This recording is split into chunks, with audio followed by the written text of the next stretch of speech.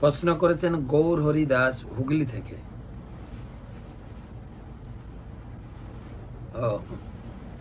হরে কৃষ্ণ মহারাজ, আপনার চরণে কমলে দণ্ডবত প্রণাম। আমি গৌর হরি দাস, গৌর হরি ও নিত্যানন্দ চরণে তুলসী দেওয়া যাব, মানে আপনার চরণে না, কিন্তু আপনি গৌর হরি দাস, গৌরাঙ্গ মহাপ্রভু এবং নিত্যানন্দ প্রভুর চরণে তুলসী দেওয়া যাবে। তুলসী দেবে, তুলসী দেওয়া যায় ভগবানের চরণে। এমনকি ভগবান তুলসী ছাড়া এক মুহূর্ত থাকেন না, তাই সবসময় নিত্যানন্দ গৌরাঙ্গ কৃষ্ণের চরণে তুলসী থাকতে হবে।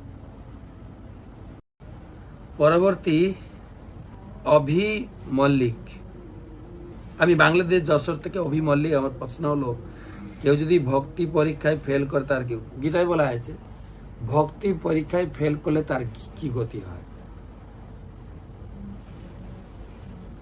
ভগবান বলেছেন যে পাপ্য পুণ্য খিতাম লোকান অস্মিতা শাশ্বতী সমা শ্রীমতাম সূচি নাম গেহে যোগ ভ্রষ্ট বিজয়। ভক্তি জীবনের কাজ যদি পতন হয়, ভগবান বলছেন প্রথমে তাকে আমি স্বর্গে পাঠাবো, নরকে ওর যাবে না, স্বর্গে যাবে, এবং স্বর্গে গিয়ে বহুকাল স্বর্গ ভোগ করার পরে তাদেরকে ভক্ত গৃহে না হলে ধনী গৃহে জন্ম দেব। এটা একটা সাধারণ নিয়ম। ভক্ত গৃহে বা ব্রাহ্মণ গৃহে আর সূচি মানে যারা পুণ্য করে স্বর্গে যায়, ভগবান তাদেরকে স্বর্গে পাঠাবেন এবং স্বর্গ ভোগ করার পরে সূচি না মানে ব্রাহ্মণের গৃহে আর শ্রীমতা ধনীর গৃহে জন্মগ্রহণ করার সুযোগ পাবে। আরেকটা প্রশ্ন, মহারাজ আমি বাংলাদেশ যশোর থেকে অভি মল্লিক। আরেকটা প্রশ্ন হলো, কর্মযোগে কর্ম করার কথা বলেছে, কর্ম সন্ন্যাস যোগে কর্ম ত্যাগ করার কথা বলা হয়েছে, এই দুটি যোগের মধ্যে কোনটি অধিক? ভালো প্রশ্ন করেছেন, কিন্তু গীতার ওই অংশটা পড়বেন পঞ্চম অধ্যায়, আপনি ওখানে উত্তর পাবেন। কর্মযোগ আর কর্মত্যাগ। কর্মযোগ মানে ভগবানের উদ্দেশ্যে কর্ম করো, কর্মত্যাগ বা কর্ম সন্ন্যাস সমস্ত রূপে কর্মত্যাগ করা, এটা একটা। আর একটা দ্বিতীয় অর্থ হচ্ছে মন থেকে সমস্ত প্রকারের কর্মের বাসনা ত্যাগ করে ভগবানের সেবায় যুক্ত থাকা। তো কর্ম সন্ন্যাস বা কর্মত্যাগ মানে সব রকম কর্ম পরিত্যাগ করা, কর্মযোগ মানে ভগবানের সেবা করা। এর আরেকটা হচ্ছে কর্মযোগ মানে ভগবানের সেবা করা, কর্ম সন্ন্যাস মানে কর্ম ত্যাগ করবে না, নিজের ভোগ বাসনা ত্যাগ করবে। যেরকম মন্দিরে যারা সাধুরা, তারাও প্রচুর পরিশ্রম করছে, শ্রম দিচ্ছে, কিসের জন্য? ভগবানের জন্য। আর বাড়িতে যারা শ্রম দিচ্ছে তারা নিজের পরিবারের জন্য, দুটো আলাদা। কিন্তু সেই জন্য লোকে প্রশ্ন করে আমাদেরকে, আপনারা এত পরিশ্রম করে কৃষ্ণ নাম প্রচার করছেন, আপনাদের বেতন কত? তারা মনে করে বিনা পারিশ্রমে কেউ খাটে না। তো এখানে আলোচনা হচ্ছে কর্মযোগ মানে ভগবানের সেবা, কর্ম সন্ন্যাস মানে কর্ম ত্যাগ করা, সন্ন্যাস মানে ত্যাগ।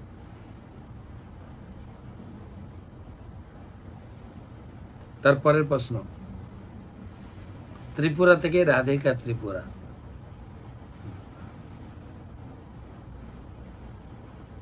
আমরা তো হরে কৃষ্ণ মহামন্ত্র জপ ছাড়া কিছুই করি না, কিন্তু ডান হাত যদি কেটে গেলে কি করে জপ করবে?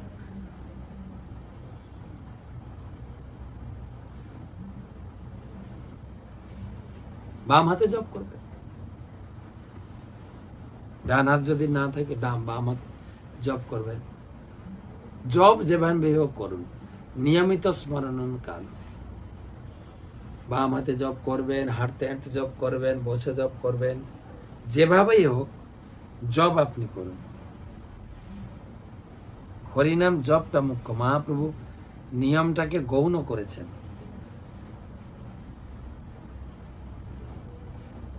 পরবর্তী প্রশ্ন, রত্না মন্ডল মায়াপুর থেকে। আমার কোশ্চেন হলো যে ভগবানের ভক্তরা সেবা করলে ভগবান খুশি হন, তাহলে পবন পুত্র হনুমান তো ভগবানের ভক্ত, তাহলে আমরা কৃষ্ণ ভক্ত হয়ে কি হনুমানের পূজা করতে পারি? হনুমানকে পূজা করতে পারেন, হনুমান একজন ভগবানের ভক্ত, ভগবান নন। ভগবানের সেবা করার জন্য, ভক্তের আশীর্বাদ লাভ করতে আপনি হনুমানের পূজা করুন, অসুবিধা নেই, করতে পারেন। কিন্তু শাস্ত্রে বলছেন কৃষ্ণ পূজা করলে যথেষ্ট, আর কোনো পূজা করার দরকার নেই।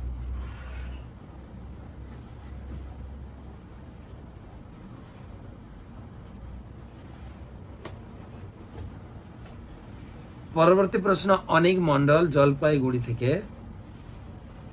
আমার প্রশ্ন হলো যে শ্রীমদ্ ভাগবত গীতা ও শ্রীমদ্ ভাগবতমের দুটির মধ্যে কি পার্থক্য? সুন্দর প্রশ্ন, অনেকেই আমরা জানতাম না। গীতা হচ্ছে ভগবানের মুখ নিঃসৃত বাণী, কুরুক্ষেত্রের মাঠে অর্জুনকে যে জ্ঞান দিয়েছিলেন। আর ভাগবত হচ্ছে ভগবানের লীলা, বৃন্দাবন লীলা, দ্বারকা লীলা, মথুরা লীলা, বামন লীলা, রামচন্দ্র লীলা, নরসিংহদেব, পরশুরাম, মৎস্য, কুর্ম, বরাহ, সমস্ত কাহিনী এবং লীলা এবং শিক্ষণীয় বস্তুতে পরিপূর্ণ। গীতা দাস,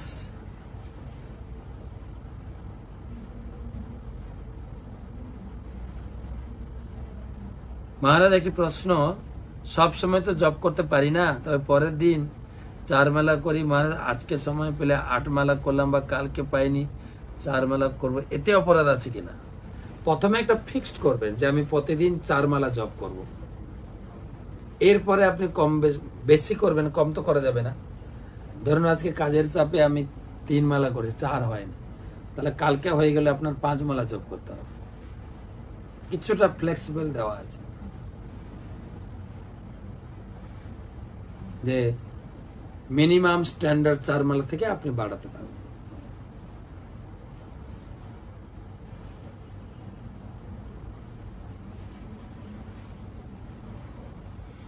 পরবর্তী প্রশ্ন, রূপ লাবণ্য রাশি, তুলসী মঞ্চি বাড়ির ডান দিকে না বাম দিকে হওয়া উচিত? আপনার বাড়ির সুবিধা মতো রাখুন। বাড়ির হয়তো সুবিধা নেই, আমি কোন দিকে বলে দিলাম, সেরকম না করে আপনার বাড়ির সুবিধা মতো। আর যদি বলেন না বাড়ি এখন আমরা বানাইনি, এখন থেকে প্ল্যান করতে পারি যে বাড়ির কোন দিকে রাখবো, সেজন্য আপনি জ্যোতিষীকে জিজ্ঞাসা করবেন। লাস্ট প্রশ্ন, দক্ষিণ 24 পরগনা থেকে সর্বণী দেবী দাসী বলছি।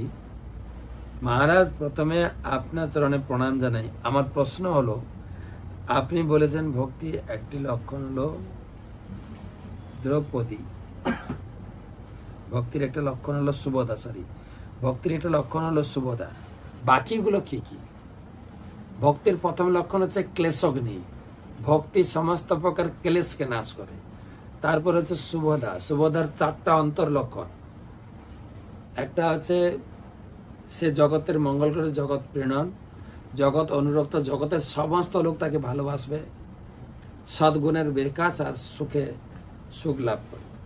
তো প্রথমটা হচ্ছে ক্লেশগ্নি, তারপরে সুভদ্রা, তারপরে মোক্ষ লঘুতাকে, সমস্ত কিছু তার চাওয়া পাওয়া চাহিদা থেকে মুক্ত হয়ে মোক্ষকে পর্যন্ত তুচ্ছ করে, মোক্ষ লঘুতা কৃত। আর সুদুর্লভা, 5 নম্বর হচ্ছে সুদুর্লভা, ভক্তি প্রাপ্ত হওয়া অত্যন্ত কঠিন। আর সান্দ্রানন্দা বিশেষজ্ঞ, ভক্তির ঘনীভূত আনন্দ। এখন তো আমরা টুকটাক আনন্দ পাই সংসারে, এটা পার্মানেন্ট আনন্দ না। সান্দ্রানন্দ বিশেষ। আর লাস্ট হচ্ছে কৃষ্ণাকর্ষণী, কৃষ্ণকে আকর্ষণ করবে, তার সেবাতে তার ভক্তিতে আকৃষ্ট হয়ে কৃষ্ণ তার প্রতি ধাবিত হবে। এই হচ্ছে 6টা লক্ষণ। তবে ভক্তি রসামৃত সিন্ধু গ্রন্থটি পড়বেন, আরো পরিষ্কার, বেশি বড় না, ছোট বই। ইস্কনের যে কোনো মন্দির থেকে এই বইটা পাবেন। সেখানেই ভক্তির বিজ্ঞান, ভক্তি কাকে বলে, ভক্তি লক্ষণ কি, কোন পর্যায়ে কোন লক্ষণ প্রকাশিত হয়, ভক্তি করতে গেলে কতটি অঙ্গ বা উপাচার লাগাতে হয়, বিস্তার বর্ণনা। যে বইটা ছিল ভক্তিচারু স্বামী গুরু মাঝের অত্যন্ত প্রিয় বই ছিল, সে বইটা পড়লে আরো পরিষ্কার হবে। তো আজকে এই পর্যন্ত রাখি।